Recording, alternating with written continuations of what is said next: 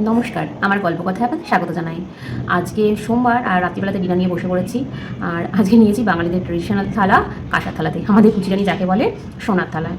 আর আজকে মায়ের একটা হাতের জিনিস বানিয়েছি। মা তো নেই, কিন্তু মায়ের সেই জিনিসটা এখনও মনে পড়ে, কিন্তু মায়ের মতো তো আর বানাতে পারবো না। তাই নিজের মতো করে একটু মায়ের রেসিপিটা করেছি। এটা আমার ভীষণ ফেভারিট। বাইরে ঝমঝম করে বৃষ্টি হচ্ছে, খুব বিদ্যুৎ চমকাচ্ছে। আর তার মধ্যে বানিয়েছি বাড়িতে ঠান্ডা দুপুরবেলাতে বানিয়ে রেখেছিলাম, পায়েসটা ঠান্ডা হয়ে গেছে। আর গরম গরম সরু চাকলি। আর সেটা কিসের তোমাদের বলছি। এই যে এইটা দেখছো হলুদ হলুদ সরু চাকলি, এটা হচ্ছে আতপ চাল আর কলাই ডালের। এর মধ্যে অনেক কিছু ফ্লেভার দেওয়া আছে। এটা আমার মা খুব সুন্দর বানাতো। আর তার সাথে নিয়েছি পায়েস, এখানে গুড়ের নলেন গুড়ের পায়েস। আমার মায়ের হাতে পায়েস আর এই ঝাল ঝাল সরু চাকলি দারুণ খেতে লাগতো, কিন্তু মায়ের মতো তার বানাতে পারবো না, তাই একটু চেষ্টা করলাম যাতে ওই রকম বানাতে পারি। আমি যখন কোয়ার্টারে থাকতাম তখন মা যখন যেত তখন মাকে বলতাম, মা আমাকে এই জিনিসটাকে বানিয়ে দাও, তখন মা এটা করে খাইয়ে দিত আমাকে, আরও ভীষণ ভালো লাগতো আমার খেতে। আর এই যে নলেন গুড় আমি ফ্রিজে স্টকে রেখে দিই সারা বছরের জন্য। ঝোলা গুড় আর পাটালি গুড় একসাথে অনেকটা করে নিয়ে আসি আমাদের গ্রামের শ্বশুরবাড়ি থেকে। আর এটা আমি ফ্রিজে রেখে দিই, অনেক দিন থাকে, প্রায় 1 বছর চলেই যায়।